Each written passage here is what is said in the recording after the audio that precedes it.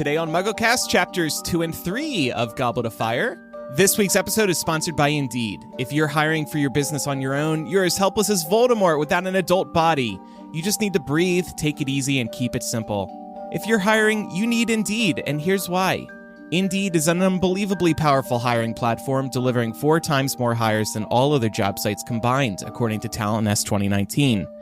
Instead of spending hours on multiple job sites searching for candidates with the right skills, Indeed can help you do it all.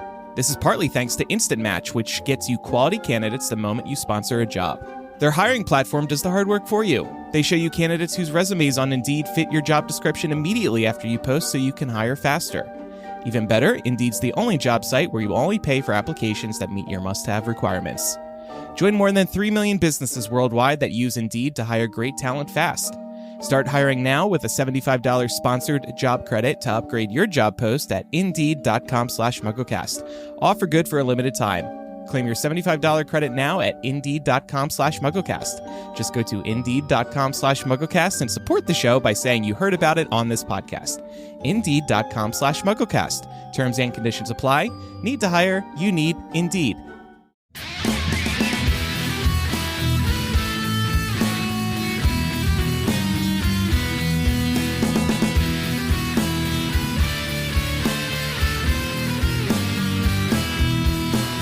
Welcome to MuggleCast, your weekly ride into the Wizarding World fandom. I'm Andrew. I'm Eric. I'm Micah. And I'm Laura. And this week, grab your painkillers and your postage stamps because this week we're talking about Goblet of Fire chapters 2 and 3, The Scar, and The Invitation. Yes, 2 chapters this week because chapter 2, kind of just a recap chapter. We'll have thoughts on that coming up, but first, a couple of announcements. One of them pretty big and very new. Laura, would you like to share some very cool news with our audience? Yeah, really excited to chat about this. So we're making history here at the show in the next week or so. Herstory, you could say. Right, her story. So in the next couple of weeks, we're going to be working on some show content as well as some content for our Patreon that is a girls' takeover. So this is going to be a first for the show, an episode with a panel of all women. So it'll be myself, Chloe, our social media manager, and friends of the pod, Pam from over at Millennial, and Meg, who has also been a contributor to MuggleCast, just both by being on the show, but also by helping us with our transcripts, as Eric plugged last week. We're super excited to do this because we're going to be able to look at female relationships in Harry Potter, as well as the different types of female representation that you see or maybe don't see in Harry Potter. And I'm so excited for us to be able to talk about this through the lenses of having grown up, being young girls starting out reading Harry Potter and grown up with the series. So I think similar to how we on this panel have had new revelations as we've gotten older, I think that we're going to be able to put a really unique lens on our interpretation. Patrons are going to be able to join the girls twice. So we will be recording the girls takeover episode on Thursday, October 19th at 6:30 p.m. Eastern time. So if you're a patron, you would be able to join us for that live stream. That episode will later be released on Tuesday, November the 7th. However, patrons get to join us a second time for a sleepover party on Patreon Saturday, October 21st at 8 p.m. Eastern Time. This will replace the Slug Club Hangout for the month, but this is a really fun one because the sleepover is open to all $5 patrons and up. So if you're Dumbledore's Army and up, you are invited. It's definitely slumber party themed, so wear your pajamas, bring those PJs, and bring your favorite beverage of choice. Look forward to that. I am stoked.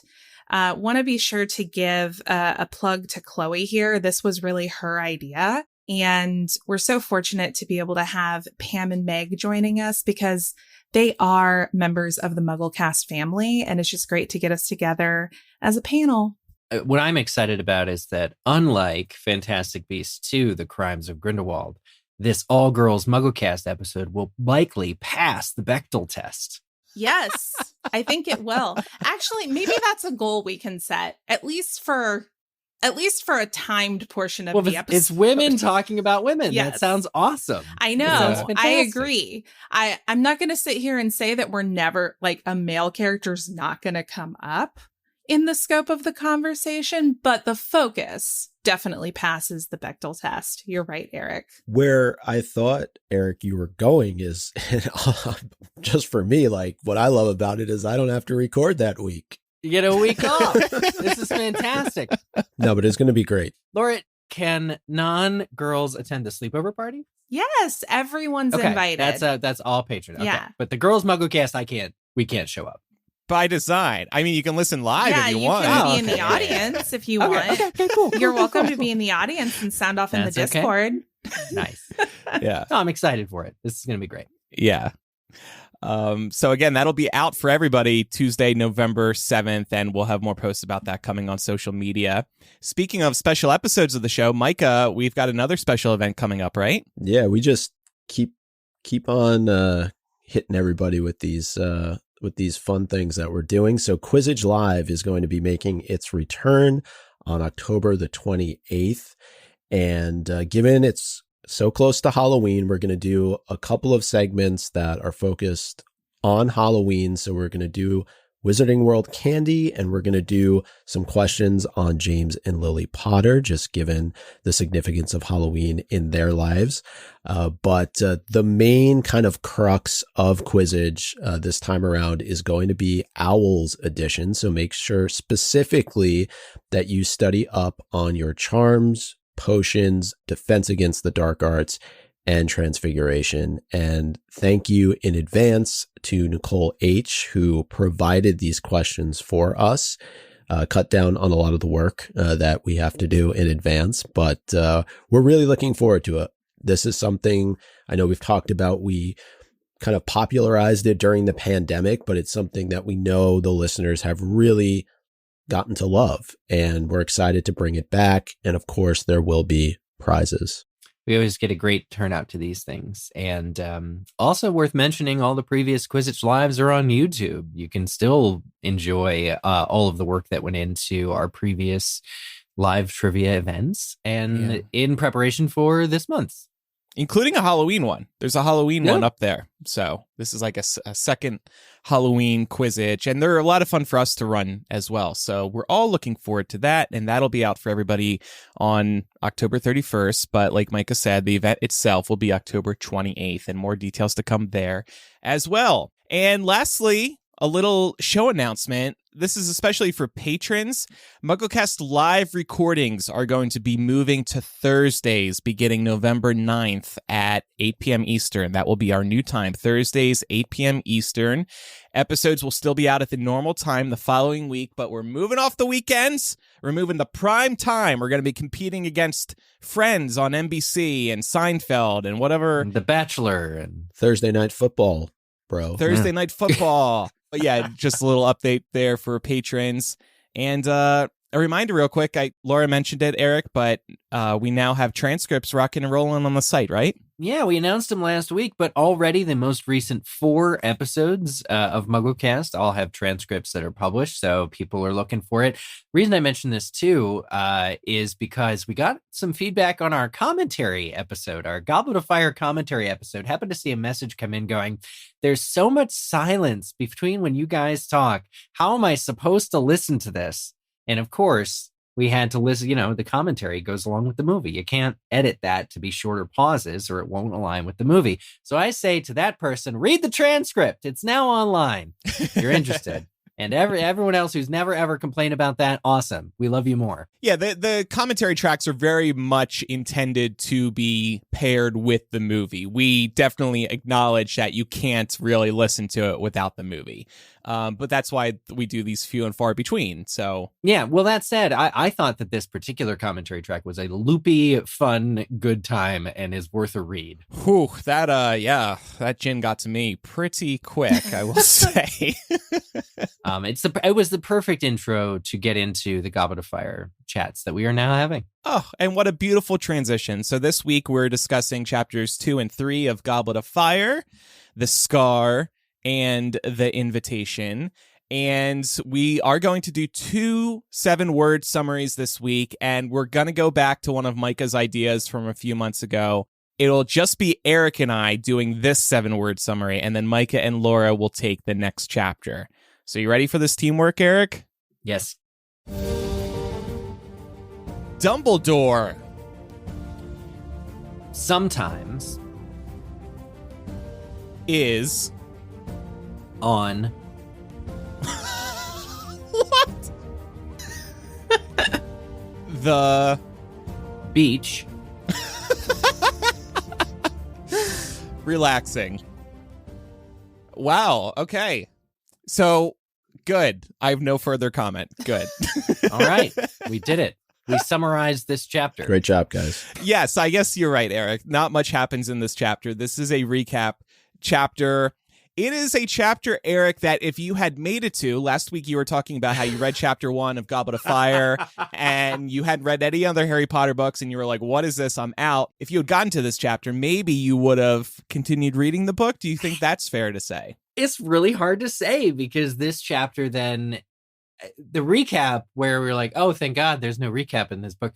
This is just kind of recap. And it kind of, the writing is still a little hokey, kind of like Harry's picturing his friends in his head, what they would say to his thing and downplaying his own misery and suffering. And I don't know, it's really hard to say because this is also not your standard action happens chapter. Maybe when I was in 7th grade, I wanted an action happens chapter. So this was still not that. And it's possible that I should just say, you know what?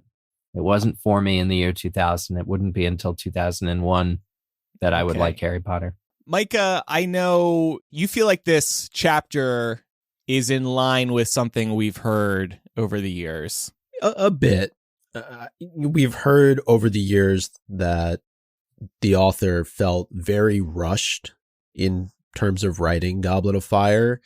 And in a chapter like this, I thought that came through, like maybe the first time or the second, or before even learning this, right? Before we ever even heard that she felt rushed writing Goblet of Fire, maybe you just kind of page through it. It's a quick recap chapter. But with that kind of in the back of our minds as we move through this book, it'll be interesting to note moments where maybe the plot feels a little bit rushed, or there's chapters that just 2 and 3 could really have been combined together into one chapter. There was no reason to have these as being 2 separate chapters. I know I called it a nothing burger of a chapter, but it really is. If you're a Harry Potter fan that has read the first 3 books, it's nice to get a little bit of a refresher, but it doesn't move the needle for you really at all. It's not an action happens chapter. Yeah. It also feels very out of step with the pacing of the chapter that came before it. I had kind of forgotten about this, but reading this chapter immediately after the Riddle House feels so jarring. Like, yeah, we have this really great mystery being set up.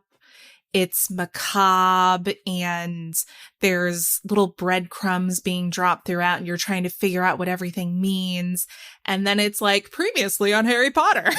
Like, and so jarring. And yet it is the obligatory, like you can't, if the book itself didn't have these little things about Voldemort killed Harry's parents and Sirius Black was his godfather, you would kind of be lost, by the wayside, right? As a non-recurring, saying people made it past the first chapter, which I did not.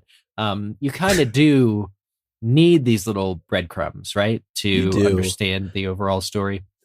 I do like what Laura is saying, though, is because right in the first chapter of Goblet of Fire, you get the payoff from the ending of Prisoner of Azkaban, which is Pettigrew and Voldemort together, master and servant reunited, and then it's like it just completely drops off.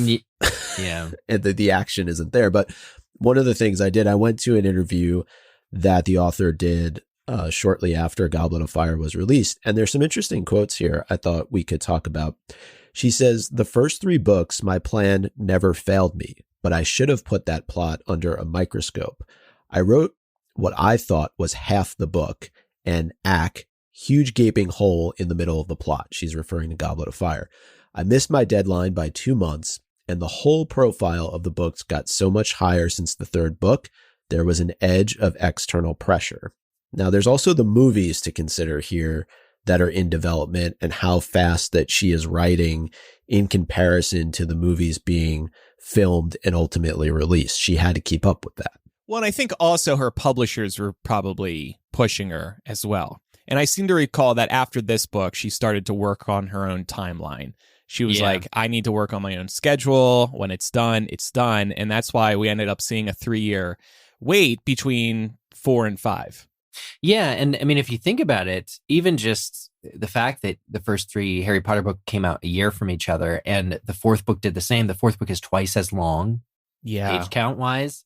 That shows you that's everything you ever need to know about how stressful this must have been. And yet the book still turns out really, really, really good. Like she was still, I think, at her peak capacity for world building, plot building, character threading. Like it's all just really good stuff. I also, in doing research for starting chapter by chapter of this book, I read that she also decided on the title very late. Yeah. Do y'all remember that? Very late.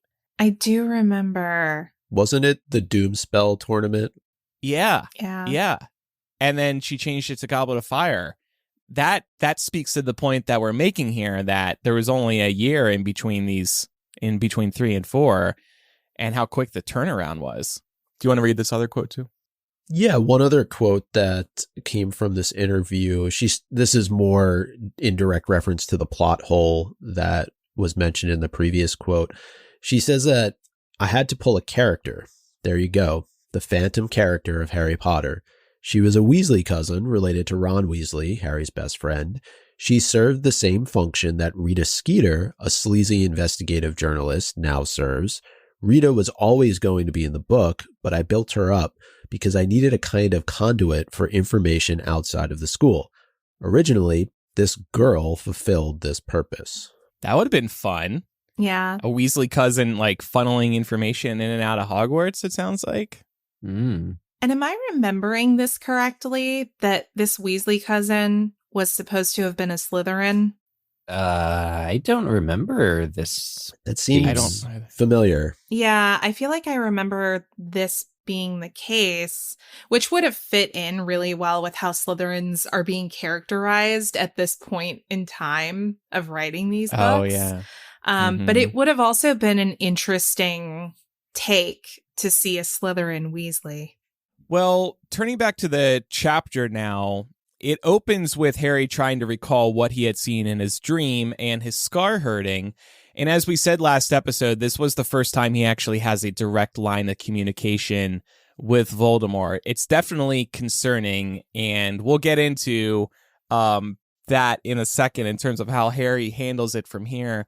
But Laura, I think you wanted to talk about the point of view. Where was that connection exactly? What was it offering him? Yeah, so I thought that the point of view here is interesting because Harry's not seeing it from Voldemort's point of view. He's seeing it as an observer, which we know doesn't quite fit with how their mind connection works. We see later on in the series that Harry will see something from Nagini's point of view.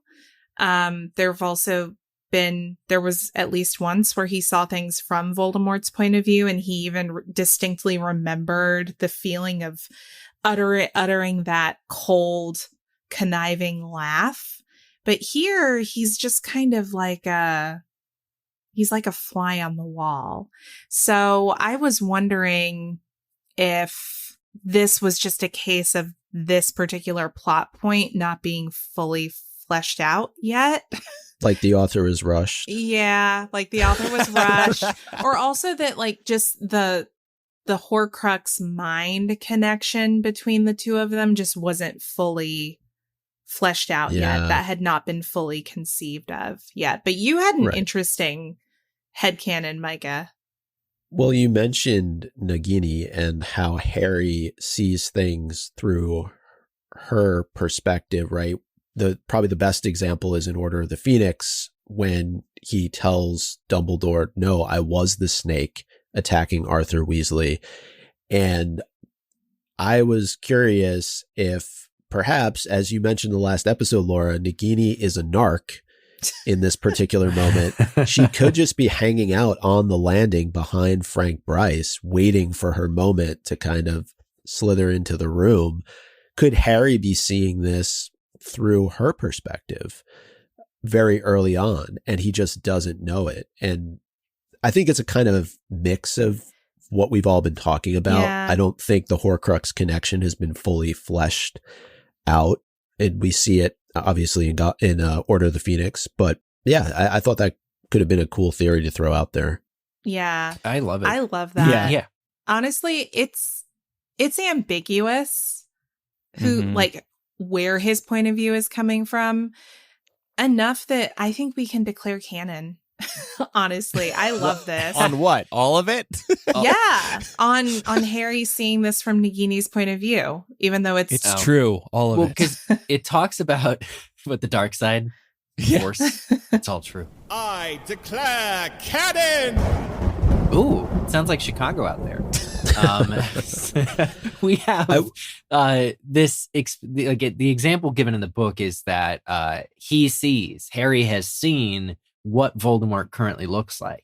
And that's not possible if the dream is coming through Voldemort's eyes, the way that Harry later experiences Death Eater meetings between Voldemort and the group. So, Nagini being able to see Wormtail and Voldemort and the Muggle, the Nagini perspective is my favorite kind of headcanon now. Yeah, same. Even though he is not conscious of being in the body of a snake, like he is later, where he feels kind of moving around. So the Horcrux connection is either just getting started and is weak enough that Harry doesn't feel snaky. I think that that's all very reasonable. And then the other aspect is the last chapter has a lot of backstory too, of the war and Little Hangleton and Great Hangleton. It's not like Harry's getting that history lesson in his dream. Harry's dream probably picked up closer to the time when Frank arrives inside the Riddle house. Another line we wanted to call out here, and again, this is a recap chapter. This line, I think we all read this and thought the same thing. The line goes, Harry was used to bizarre accidents and injuries. They were unavoidable if you attended Hogwarts School of Witchcraft and Wizardry.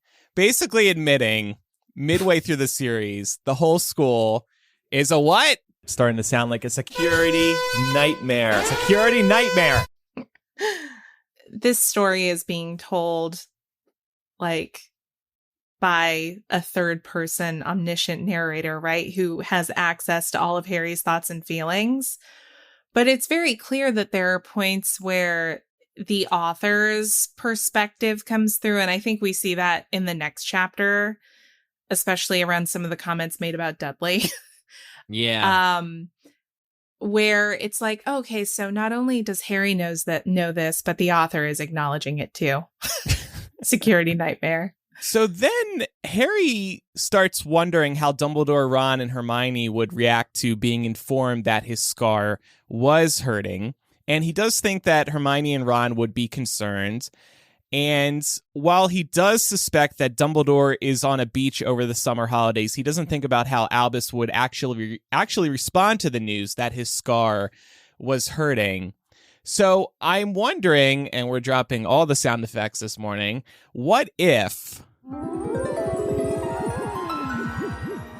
Harry did tell Dumbledore that his scar was hurting? How would Albus have responded? And I hope that he would have come home from the beach and maybe started teaching him occlumency, or maybe not, because I also think that Dumbledore, I think we've discussed on the show, Dumbledore likes that open connection to an extent, so he can see what the dark side is up to. I definitely think that if Harry had told Dumbledore anything about his dream or the fact that his scar hurt, it would have put Dumbledore on slightly better footing to anticipate the year ahead. Dumbledore is often on some pretty good footing, it's true, in regards to what Voldemort is up to and what Voldemort is doing. But I think it would have resulted in at least a follow-up conversation between Dumbledore and Harry, maybe at start of term. Maybe he wouldn't have shown up on Privet Drive that night to ask him follow-up questions. But I think that Dumbledore really would have wanted to know what Voldemort was talking about in Harry's dream. And I think you're right, Andrew, to bring up occlumency. I think even though he's trying to foster that connection and wants to like leave it open a little bit, there might be certain little things that he would help Harry with in case it happened again, or he would try and prompt them to happen again. Like he would maybe try and increase that connection so that he could essentially do what he does at the end of the book, bring back the Order of the Phoenix, kind of prepare for softening Fudge's position on Voldemort coming back. You know, if Harry even lets the word slip like Bertha Jorkins, and then Dumbledore immediately knows kind of more than Fudge about what happened to her and can begin to really unravel the plot. So I think Harry should have told Dumbledore. And Dumbledore does say later in the series that he knew there was a connection between Harry and Voldemort as early as Harry's first year at Hogwarts. And he did suspect a connection by the end of Chamber of Secrets. He should already be concerned. And I guess he would be further concerned if he heard about what was happening here. At least give Harry some lessons in pain management or something like that, so he doesn't have to deal with the headaches. Well, similar to what Eric said about Dumbledore being on better footing for handling the events of the year, I just think that if Dumbledore knew about this and knew about Harry's dream, he might have foreseen what would come out of the Goblet of Fire. He might have put 2 and 2 together there. Definitely. And the thing with Harry when he wakes up is that he goes through what most of us go through in that he doesn't remember everything, right? So, and Eric, I don't know if this is what you were getting at. Like, is there some kind of magic that can be utilized to show the full scope of the dream, especially if he's reaching out to somebody like Dumbledore, whose magical ability is, he can do pretty much anything. So I think that, and this is also the first time Harry has gone through something like this, right? So he's probably pretty scared. And I don't know, like I felt for him. Like I feel like we've all kind of been in that situation where we experience something and then we're not really sure if we should tell anybody. And then if we should, who do we tell? Right? Is it our friends? Is it our parents? Is it somebody else who can help us out? Like a family member, maybe. A new... Oh, wait, I have a new godfather. But yeah, I'll say that, like Harry's self-doubt, you're exactly right, Micah. We've all gone through it. But ultimately, it's a new way of seeing how the scar works. Because Harry is like, the last time my scar hurt, Voldemort was right in front of me. He couldn't be right in front of me now, could he? And it's like, no listener, no reader, he couldn't be. But he was pretty much right in front of you, Horcrux-wise. Like, the connection is now so intimate that from thousands of miles away, he can be in your head. And so it's kind of really fascinating. The scar is working as it always has to kind of warn Harry or keep him safe in a way. And it goes back to what Dumbledore said in chapter 1 of book 1. Scars can be useful. We're getting a new version of kind of a new understanding about what Harry's scar is for and what it does. And also, because Harry is struggling to remember the details, telling Dumbledore is a bit risky. Like, why waste Vacation Dumbledore's time with a dream you barely even remember? He's having a good time. Dumbledore was nice enough to send us a photo from when he traveled back in Harry's 4th year, and he is just living his best life. He looks like he's out at a beach club. He's indulging in a little bit of, I don't know if we can say that on the show, but he's cleansing his mind. Micah recently found the AI image tools, and he's been having a lot of fun recently. So I alluded to this a couple minutes ago. Harry wishes he had a family member to tell about the dream and realizes he should reach out to his new BFF godfather, Sirius, about his scar hurting. And he sends out the letter in hopes of it finding Sirius in whatever seemingly tropical location he might be in, because the birds were that were delivering letters from Sirius were tropical of nature. We won't end up getting a reply from Sirius until a couple of chapters later. But when we do eventually hear back from him, we learn that Sirius is concerned about the scar hurting because it aligns with other strange things going on. And he's heading north immediately to deal with the sitch. And this is without him knowing about the dream Harry had. Remember, in this chapter, Harry hesitates from telling him the details, just that his scar was hurting. So if Sirius heard all the details, that could have changed a lot of things too, and in terms of how the next few chapters played out. Look, this really speaks to Sirius's need to be useful. He sees an opportunity here to, yes, he's running from the law. Yes, it's a big deal that he doesn't get caught, and that's self-preservation and all that nonsense. But as soon as there's an opportunity for Harry, to be kind of saved by him or given him more info, or just, he puts himself a little bit at risk by going back up north where there's more wizards looking for him. And he does it to save or potentially, help Harry with his situation. I just think that's good Godfather material. Can we talk about the tropical birds for a second? Just because I wonder. Why do you have more AI art? Well, no, well, that's another one we can work on after the show. But I was thinking, part of this is fun, right? Sirius is a fun character. He would do something like this just to make Harry smile. But part of me also wonders if it's to annoy the Dursleys should they ever find out about it, right? Like, what in the world would a tropical bird be doing in Little Whinging, right? Like, yeah, I don't know. Yeah, that's true. I found that to be a very fun moment. And very large, too, at least in the illustrated edition here. I'm holding it up now for the camera. You can see a very large tropical bird. And the Dursleys would not like that either. The book says it can barely fit through the window. And I'm like, what kind of tropical bird is this? Like a toucan? Yeah, the description was so vague. I distinctly remember reading this as a kid. And even to this day, the imagery I see is like Toucan Sam flying into Harry's that's basically bedroom. what it's looking like in the illustrated edition. Yeah, or pelican. And then last thing here, this is minor, but in his letter to Sirius, Harry says Dudley could no longer play Mega Mutilation Part 3 on PlayStation. Now, that's a real console, of course, but that's not a real game. J.K. Rowling has a tendency to be really lazy sometimes with naming Mega Mutilation. Sometimes she really rushes. And I did, of course, Google Mega Mutilation. And I wasn't. I wonder what your results were. Was Safe Search turned on? It was just Reddit thread saying, "Hey, is that a real game?" Actually, the first one was a Reddit thread that says Mega Mutilation Part 3. Really? I feel like it's probably referencing fighting games. Like, thinking about all the fighting games that were popular when we were kids, like Street Fighter.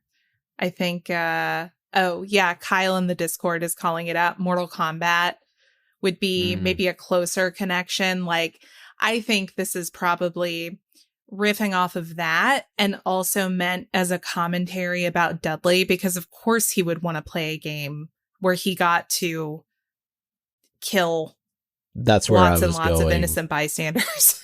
Exactly. I was also thinking that Harry was just making up a title. Like, because he didn't even know what game he's playing. Right, because he just knows it's a PlayStation.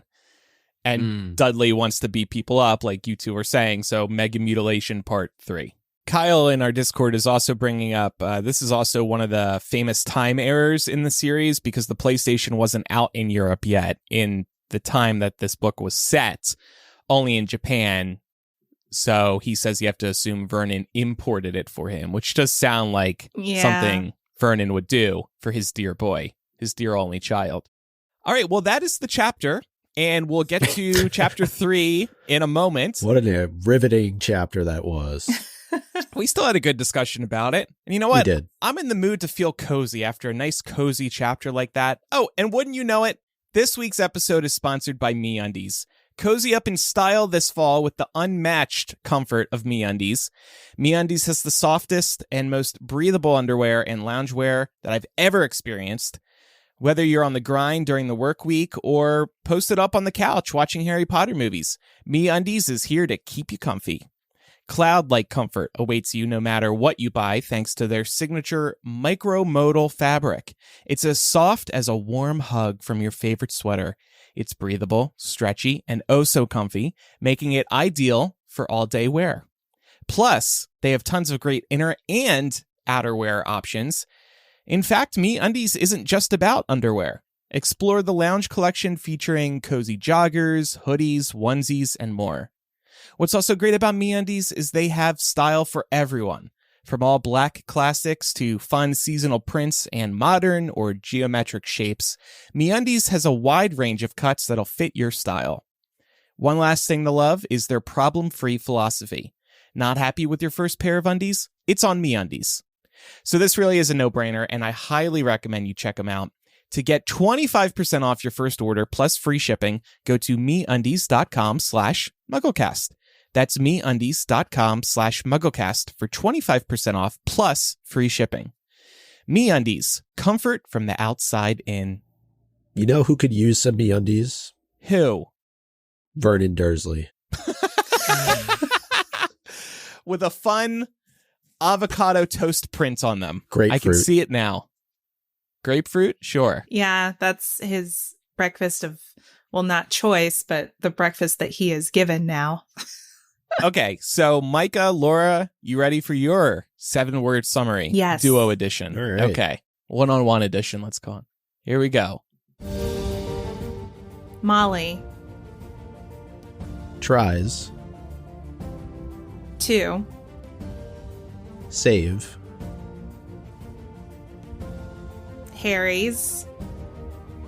Summer. Funnily. Because I'm thinking about the stamps. Oh, I'm thinking yeah, about yeah. the stamps. Okay. So, Chapter 3, The Invitation. So, Harry receives an invitation to go to the Quidditch World Cup with the Weasleys and spend a couple weeks with them at the Burrow in advance of the big event. What a nice invite. But, as is always the case, Vernon, now in his MeUndies, is allergic to anything to do with the Wizarding World.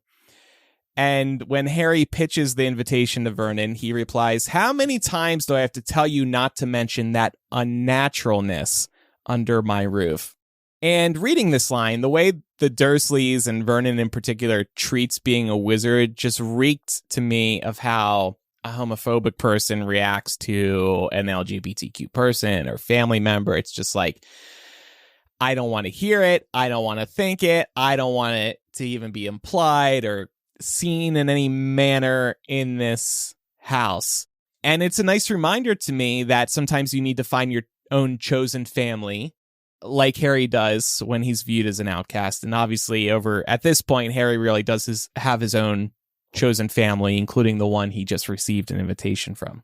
Yeah, by book 4, it shows us that this relationship is not going to get better between Harry and his relatives. It's a pretty safe bet because right now we see Harry leverage the connection with his ex-con godfather to just get some basic necessities like food, or rather, their permission to be able to do his school booking at night. So I just think that it's clear, especially by now, that you're right, Andrew. These are the wrong people for Harry. They are not his. They're his family, but not his found family. He needs to find better people who do better and surround himself with them. Definitely. And Harry, like this moment that you're calling out, Andrew, was kind of towards the tail end of the conversation, but Harry was very strategic in how he was speaking to Vernon throughout most of that conversation. He was tiptoeing around saying certain words or certain phrases. And not only does Vernon react this way, like he looks to the window to make sure that there's nobody like that could potentially hear what Harry has said. So he's completely paranoid. Yeah. I also was thinking about the comparison you made, Andrew, about the Dursleys really reacting the same way that a homophobic person would react to an LGBTQ plus person. And it made me remember the fact that the Dursleys literally forced Harry to live in a closet for the first 11 years of his life. So that's just another like added layer of interpretation that we can put on this. But I also could see us taking it broader and saying it's reflective of how prejudiced people in general react to anything that doesn't meet their standards of normality. Yeah, I mean, Vernon is asking kind of follow-up questions about this letter that arrives, including, who is this woman that sent it? But then when Harry tells her, he insults Molly. And, then he asks, what is what is Quidditch? Sorry, I'm never not Quizzitch is the I trivia do it all game the time from now, too. MuggleCast. Yeah, It's your fault, just really. so good. Thank you, Kyle, for giving us the gift of Quizzitch. He says, what is Quidditch? And Harry tells him, he says, but then he says, what is this rubbish? It's like you're asking questions, but not coming from a place of caring or like really listening. Vernon is just trying to make sure that it doesn't affect him, that he doesn't have to get anywhere near it. Well, yeah. And there's also, you were mentioning Molly, that he references her as a dumpy sort of a woman. And Harry notes how that, is comical coming from somebody like Vernon, but it just shows you the lack of self-awareness that the Dursleys have. And we're going to talk more about that when we get to Dudley and everything that he's going through, but they're just so caught up in themselves that they can't really see their own true reflection in the mirror. Yeah. It's also reflective of a double standard that often gets applied to women. So again, Micah, you calling out that it's comical that someone like Vernon would call someone like Molly a dumpy sort of woman. But the reality is society reinforces that perspective that it's more acceptable for a man to have that sort of physical appearance than for a woman to have it. He's just stout. He's portly. He's, He eats well. Right. Eats well. He's big boned. Yeah. The double standard point is such a good one too. And I mean, we see that all the time. And look, I'm guilty of it too. Everybody talks crap on other people when they've got their own problems as well. It's just like deflection. But it's not like we would expect Vernon to say anything nice about Molly in the first place. So this is not surprising. Right. The one thing I did want to call out about the letter that the Dursleys receive, it has 1 million stamps on it. It's meant to be funny for us as readers. It's very similar to when Ron calls Harry in the previous book, right? I think it's an oversight on the part of the Weasleys. Ron says that they have no clue how normal mail works, but given Arthur's job, shouldn't they? Yeah. And I remember us asking about this when Ron didn't know how to use a telephone either. Like, it just feels so out of place that Arthur wouldn't be able to offer some knowledge. Also, Ron's best friend is Muggle-born. Like, it's pretty easy to figure this out, buddy. Do your research. Ask Hermione. I think where Molly errs is saying send a reply to this in the normal way. That is a value judgment. That is a loaded sentence that is guaranteed to piss Uncle Vernon off. Yeah, and I think logically speaking, who would say, okay, it is time to mail this. So how do I mail this? I know I'll put as many stamps as possible on the front of the envelope. It just doesn't make sense. Right. Why would they do that? I know they're like, oh, Muggles are nuts, so they probably would do something like this, but no, just no. I'm insulted. Yeah, I mean, I can understand the confusion because depending on what you're mailing, where you're mailing it to, sometimes you do need multiple stamps. You don't need quite this many, not as many as Molly uses, but it makes me wonder if Arthur maybe only has a passing knowledge of how the postal service works and was like, yeah, I don't know how many stamps you're going to need, but sometimes you need more than one. So just put a bunch on there to be safe. Where'd they get them from? They had to go to the post office. I know. Oh, well, there's that. Yeah, like, I don't know. Again, I said that like Molly kind of shoots herself in the foot by the wording that she uses in the letter, but the idea of an invitation being sent to the Dursleys like more formally is actually kind of a good idea. And it's outside the execution, we can all agree is awful.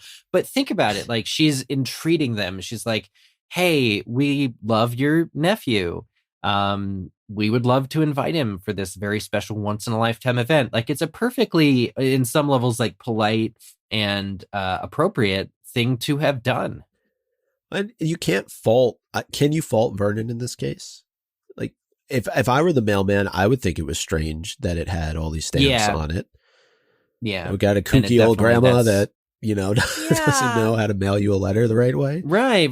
And the mailman is not coming from a place of malice. Like it's just interest, but like Vernon does not want to stand out. The books are very clear on kind of Vernon and Petunia's, which by the way, where is she? Stance on this whole kind of thing. It's Vernon not wanting anybody to think anything unnatural of him or his family. Mm-hmm. That's what it comes down to. He's afraid the mailman's going to report him to the post office or something. Who knows? The post office. Yeah, I would just, if I were that mailman, I would assume that it was some kind of prank or inside joke. Yeah. Like nobody's gonna go back to their superior and be like, I delivered a really weird letter today. Like, right. Who cares? I'm sure they've seen it before from Muggles sending to Muggles just for fun. Like a kid would do that. That seems like something a kid would do. Mm-hmm.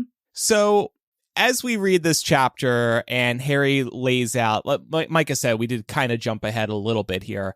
As we read the chapter, Harry is laying out Vernon's conundrum about letting Harry go to the cup / the Weasleys or not. And Harry sees it as, he looks at both sides of the situation for Vernon. The pro side, Harry is no longer in the house. The downside for Vernon is that Harry will get what he wants, and he doesn't want that. And his evil godfather will know that Vernon is telling him, no, he can't go. And then Sirius is going to come and kill him or something like that. But one thing that Harry doesn't keep in mind here that I thought was interesting, I would think Vernon is also considering the fact that Harry always gets his way. Year 1, the letters inviting him to Hogwarts arrive, come hell or high water. No matter where they run, those letters come. Year 2, his friends bail him out with a flying car. Year 3, his magic pushed him to extremes because he was being treated poorly. So if I were Vernon, I'd be like, I have to say yes because something bad is going to happen again. Maybe it's something with Sirius, maybe not. But that would be my top consideration. Right. Joke's on him because something bad happens anyway. He does say yes. Mm-hmm. He does say yes. And they still end up with like their living room destroyed. Mm-hmm. Yeah. So maybe he needs to learn that say yes and get him out quick before some wizards come over. So let's move on to what's going on in terms of the diet at the Dursleys' house. Dudley is on this diet, and Vernon and Petunia are in on the program as well to support their dear boy. Harry, meanwhile, and Harry's in on it too. However, Harry is hiding a bunch of wizarding treats up in his room, and I was wondering, Dudley is surely desperate for the good stuff. The real candy, the sugary sweets, all the unhealthy stuff. Would Dudley have wanted to become a wizard if Harry secretly gave him some of those delicious wizarding desserts? I have to think Dudley is absolutely hating this healthy diet. He would do anything to get back to cake and all that. Mm-hmm. This could have been a bonding moment. It could have. I don't know if he necessarily would have gone the wizard route, although I'm sure there's part of Dudley that thinks it's cool that Harry is a wizard, even if he doesn't admit it out loud. But I do think this could have been a perfect opportunity for Harry to form some sort of relationship with Dudley, right? He has all of this good food for Dudley to eat. that Dudley would be over the moon if he could get his hands on some cookies or some cake.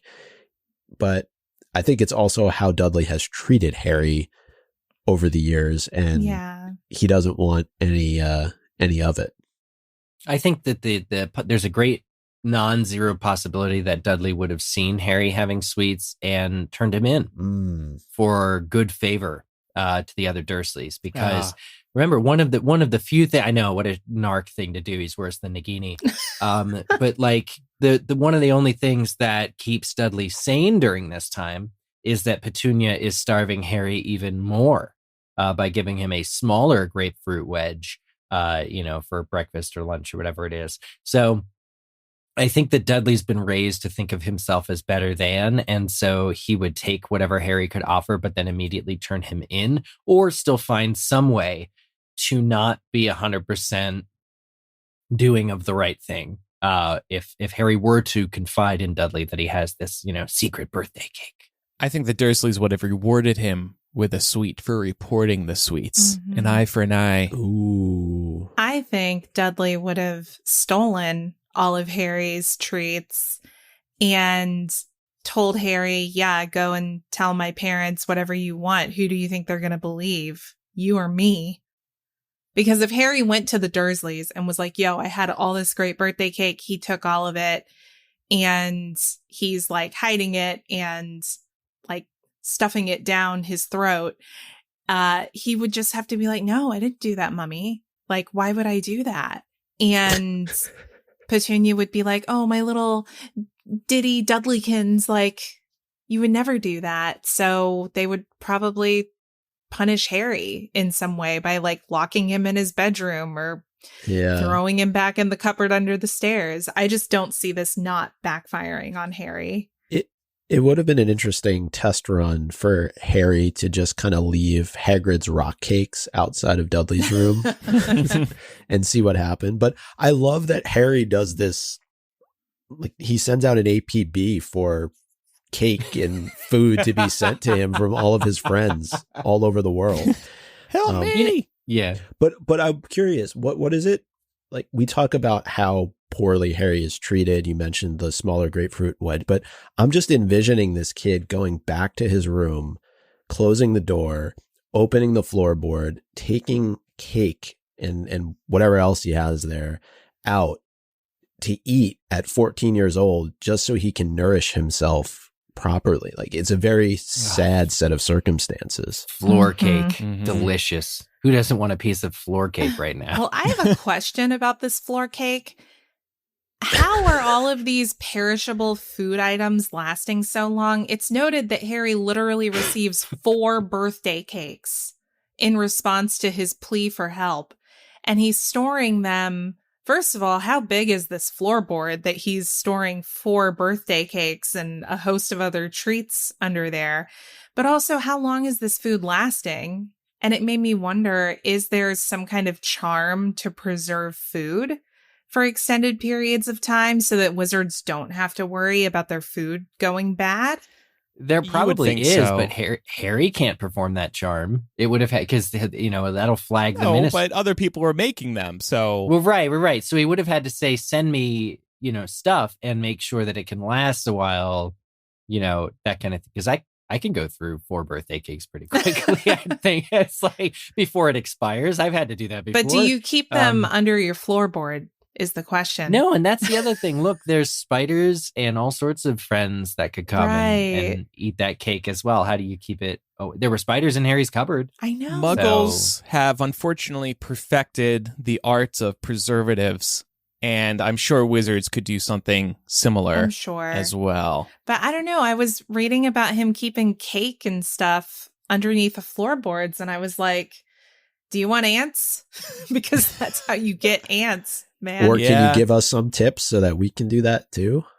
Yeah. I'd love to keep some cake in my room. Yeah. Kyle pointed this out in the Discord as well. But what would so Ron probably didn't make the birthday cake himself, because the book says that he gets cake from Ron, Hermione, Hagrid, and Sirius all send him cake. Ron did not bake that cake.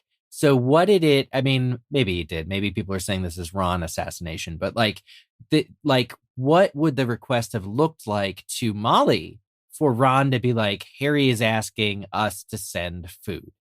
That would have, I think, she would have dropped all pretense of like propriety and not sent this lovely invitation to the Dursleys. It would have been another rescue mission, Fort Anglia involved if they still had it, kind of escape attempt. Like, how did Ron either sneakily or otherwise convey to his family that Harry's asking for food? Because that's a huge red flag. Yeah. Well, he does note in the letter that he sends Harry, ask the Muggles, and if they say yes, we'll come get you tomorrow. If they say no, we'll still come get you tomorrow. So it's clear that they're still intending to come get him out.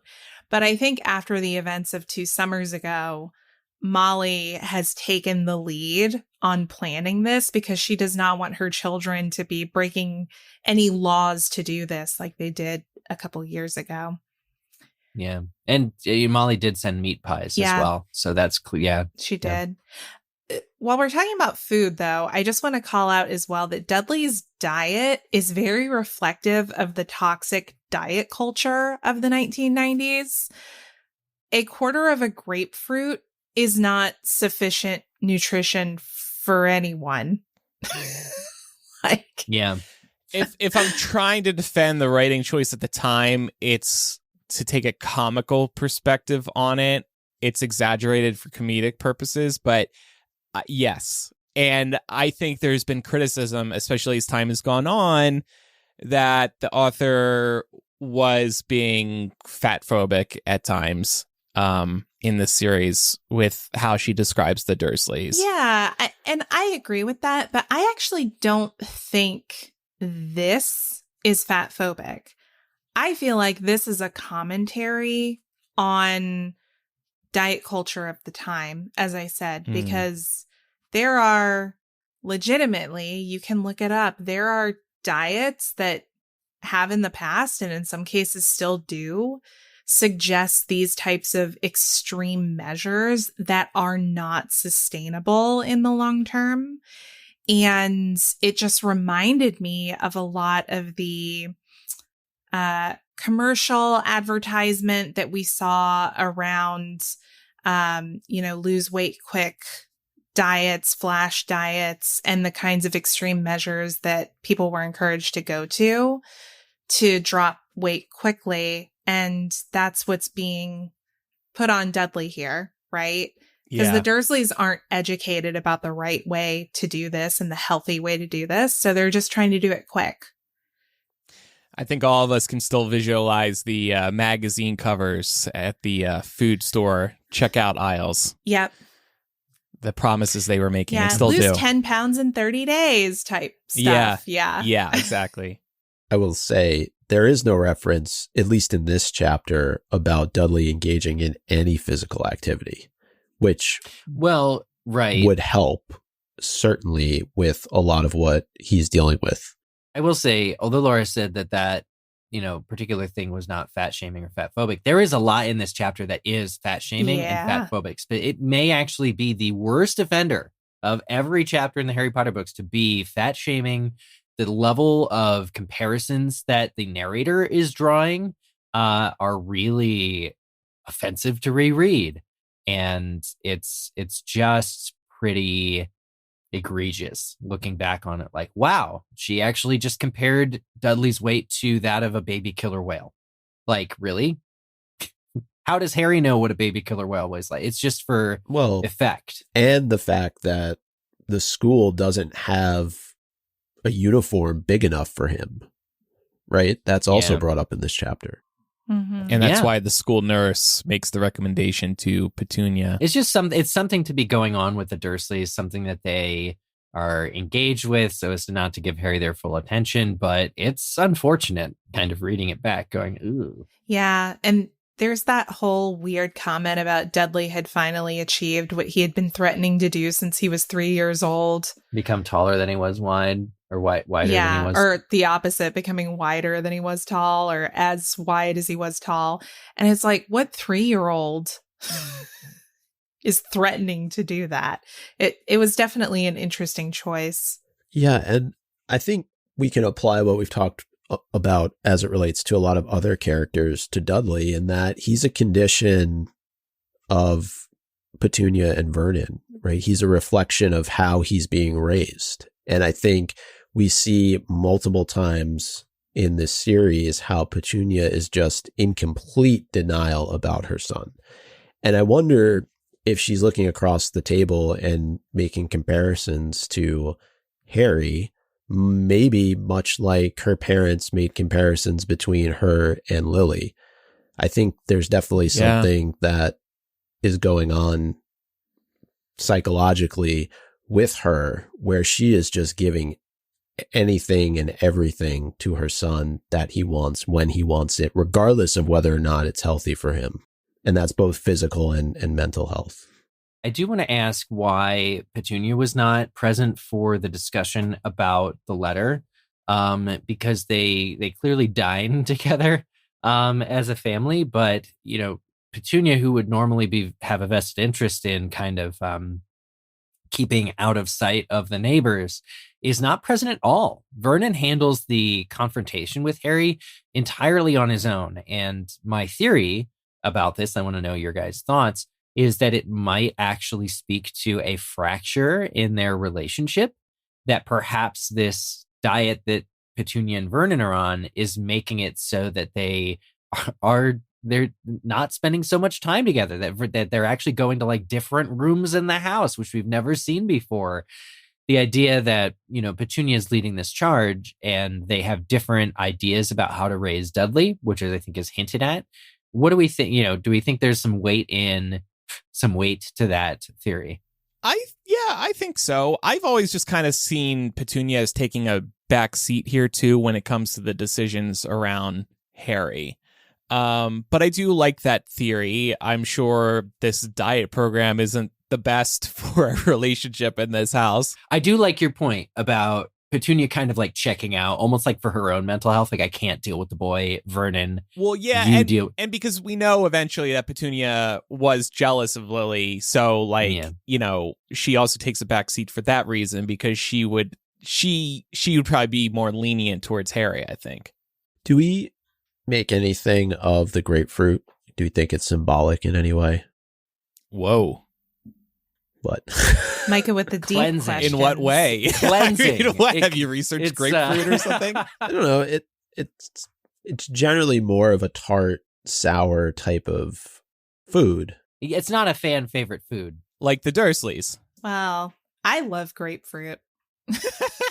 No, you don't. You've been conditioned by society to think that you like grapefruits, Laura. You don't actually like them. That's episode title. Laura loves grapefruit. I do. Aw. So I'm looking up the benefits. It's low in calories, high in nutrients. It may benefit your immune system. Has weight loss benefits. That's why they're giving it to Dudley. All right. Maybe it's the perception of it. There's I will say there's a Weird Al song, Grapefruit Diet. Maybe.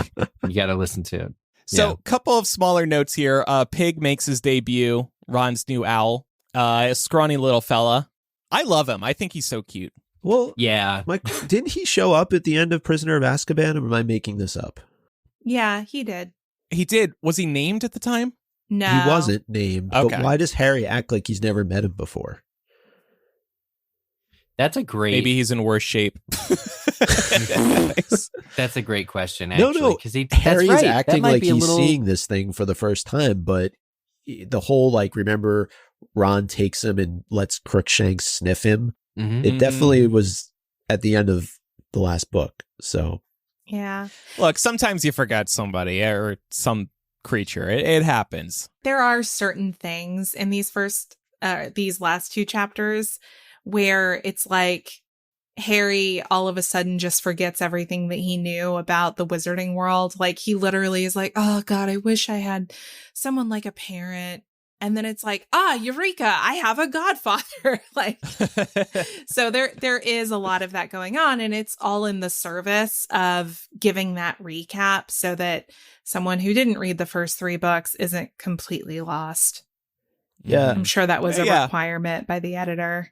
So also, Percy now works for the Ministry. We're learning about that for the first time. More to come there. And I think that's it for the chapter. Mm-hmm. Okay. Yeah. 2 quick ones, 2 shorties. 2 shorties. Before we get to MVP of the week, this week's episode is sponsored by BetterHelp.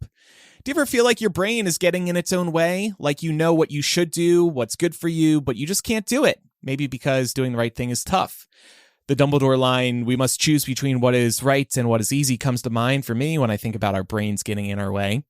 Therapy helps you figure out what's holding you back so you can work for yourself instead of against yourself. I use a therapist at BetterHelp and have been working with her via their video chat feature. I love how convenient it is to meet with my therapist right at home, and we still get to have a real-time conversation about what I'm dealing with. Phone and text-based chatting is also available if you're more comfortable with those methods.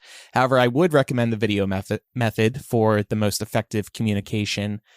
If you're thinking of starting therapy, give BetterHelp a try. It's entirely online, designed to be convenient, flexible, and suited to your schedule. Make your brain your friends with BetterHelp. Visit betterhelp.com/MuggleCast today to get 10% off your first month. That's BetterHelp, HELP.com/MuggleCast. And now let's turn to MVP of the week.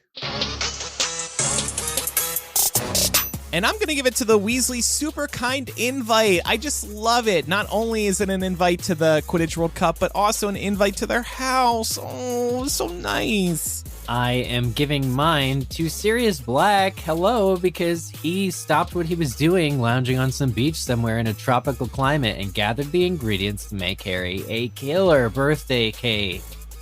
I'm going to give mine to Ron. He's a real one, man. He was vowing to come break Harry out of Privet Drive again if the Dursleys said no. And I just got to give it up for the mailman. I mean, just a thankless position that he is in, and he delivers this letter. He delivers the super kind invite, Andrew, that you made your MVP. So there you have it. Next week, we're going back to the Burrow with Goblet of Fire Chapter 4, Back to the Burrow. And now it's time for Quizzage. Last week's question. In opposition of his new diet, what did Dudley throw out the window? The correct answer is his PlayStation. So, correct answers were submitted. Here we go. By Andy, Bored on the Bus, Chocolate Chip Dumbledore, Dudley's tortoise. Draco's heart is the color of Bellatrix's knife handle, black. I don't know what that means. Glory Dolphin, High Fructose Corn Syrup. If the wand chooses the wizard, does the knife choose the house of? So many knife ones. Jeez. Joyoti, Luke the 12-year-old, Norwegian Blue, Beautiful Plumage. Pumpkin Spiced Butterbeer, Super Mega Foxy Awesome Hot. The Hogsmeade Mead Maker. The turtle was probably thinking, quote, thank God he's gone.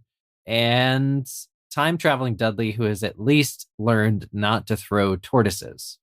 Anyway, thank you all to those who submitted this week's Quizzitch answer. And here is next week's Quizzitch question.